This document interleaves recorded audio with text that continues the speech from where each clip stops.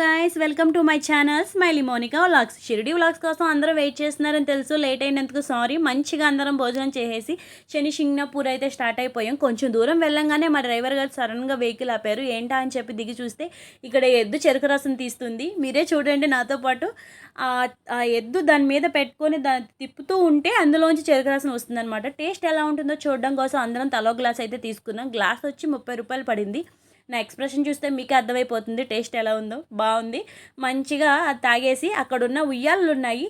నేను, మా మరదలు, మా మరిది గారు, మా అబ్బాయి చక్కగా ఉయ్యాల్లో కూర్చొని అలా ఒక 10 మినిట్స్ టైం అయితే స్పెండ్ చేసి ఇంకా వెళ్ళిపోయాం. గుడికి అయితే రీచ్ అయిపోయాం. గుడిలోకి ఎలా వెళ్ళాలన్నది ఆయన మాటలోనే ఒకసారి వినండి. చేతిలో కడుకో, నెత్తి మిల్లి జలుకో, కాలు ముఖం కడుకొని దర్శనం అయిపోయి నల్ల విగ్రహంకి వెనక్కి తిరిగి చూడకూడదు. ముందు కూడా ఏమైనా పూజలు కావాలంటే తీసుకుని గుడికి వెళ్ళాలి. Thank you. ఖాళీ చేతిలో ఓకే. ఆయన చెప్పినట్టు ఇంకా అందరం అలా చేసేసాము. చేసిన తర్వాత ఆయన అందరితో కొన్ని మంత్రాలు అయితే చదివించారు. ఈ వాయిస్ అయితే మిస్ అయింది, ఎలా మిస్ అయిందో. తర్వాత ఒక్కొక్క ఫ్యామిలీని పిలిచి ఈ బుట్టల్లో పెట్టారు చూసారా, అవి వాళ్ళకిచ్చి వాళ్ళతో ఇంకొన్ని మంత్రాలు చదివించి ఇచ్చారు.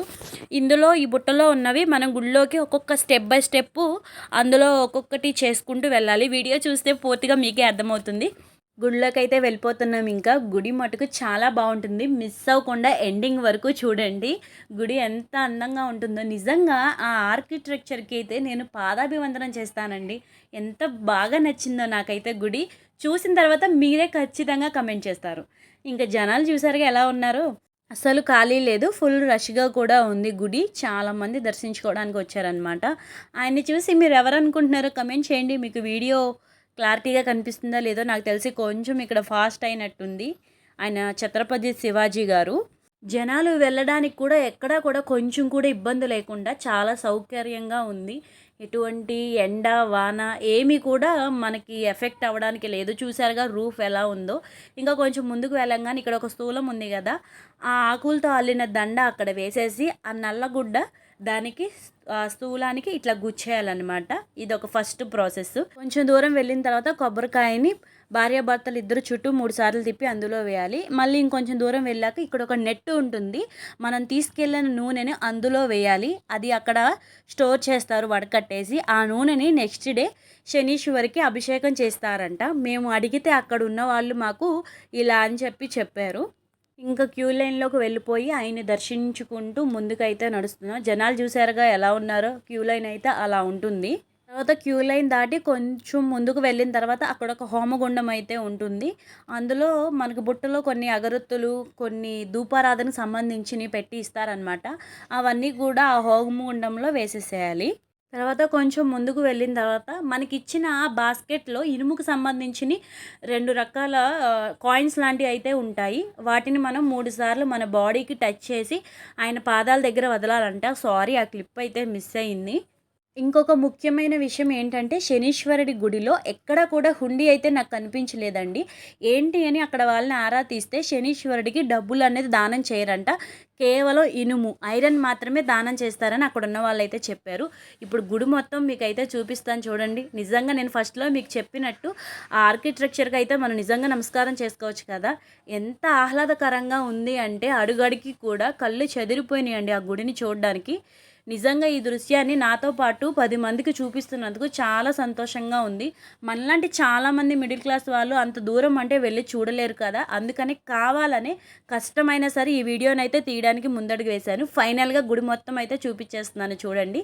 ఇంకా దర్శనం చేసుకొని బయటకు వచ్చేసి మళ్ళీ జర్నీ అయితే స్టార్ట్ చేశాము. తిరిగి వచ్చేటప్పుడు దారిలో ఒక శివుడికి సంబంధించిన గుడి అయితే ఉంది. మిమ్మల్ని అక్కడ తీసుకెళ్తాను అని చెప్పి మా డ్రైవర్ గారు అయితే మాతో చెప్పారు. ఆ గుడి పేరు కొలహలేశ్వర్ శివ మందిర్. మహారాష్ట్రలోనే one of the most powerful గుడి అని చెప్పి ఆయన చెప్పారు. ఎంతవరకు నిజమో లేదో అన్నది మాకు తెలీదు. గుడి అయితే చూడండి ఎంత బాగుందో. చూడ్డానికి పురాతన కాలం గుడిలాగా ఉంది కానీ కాదంట. ఆ గుడి కట్టే విధానమే అలా కట్టారంట. కానీ చాలా బాగుందండి. ఎంత ప్రశాంతంగా ఉందో. నాకైతే ఆ శివయ్య చాలా బాగా నచ్చేసారు.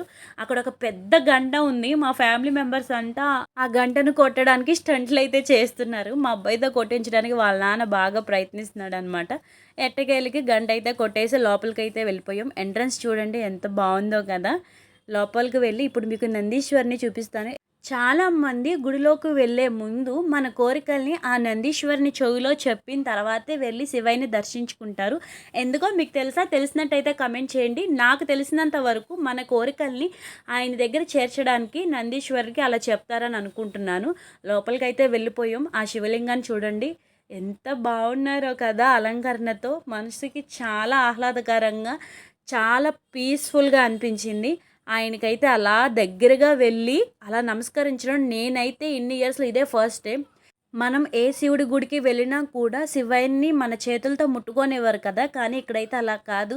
చక్కగా మనకు కావాల్సినంత సేపు ఆయన్ని ఆరాధించుకోవచ్చు. గుడి బయటకు వచ్చేసిన తర్వాత గుడికి 4 వైపులా రాధాకృష్ణులు, వినాయకులు అని కొంతమంది దేవుళ్ళని పెట్టారు. సాంతం బయటకు వచ్చేసిన తర్వాత ఆ శనీశ్వరుని పూర్తి రూపంతో ఇక్కడ ఒక దేవుడిని పెట్టారు. ఇంకా దర్శించుకొని అందరం మళ్ళీ రిటర్న్ జర్నీ చేసేసి రూమ్‌కైతే వచ్చేసాము. అందరం బాగా అలసిపోయాము. మేమున్న రూమ్ లొకేషన్ ఇది. లోపలికైతే వెళ్ళిపోయి లిఫ్ట్ అయితే ఎక్కేసాము. మా వాళ్ళైతే నా మీద సెటైర్‌లేస్తున్నారు. లిఫ్ట్‌లో కూడా ఈవిడ లాగ్ అయితే వదలట్లేదు అని. అలాంటివి అసలు మనం పట్టించుకోమనుకోండి. అలాగ మూవ్ అయిపోతూ ఉండాలి అనేవాళ్ళు అంటూనే ఉంటారనమాట. ఇంకా రూమ్‌లోకి వెళ్ళిపోయి అందరం రిలాక్స్ అయిపోయామన్నమాట. బాగా అలసిపోయాం కదా! నెక్స్ట్ వీడియోలో మళ్ళీ కలుద్దాం. Signing off smiley Mounika.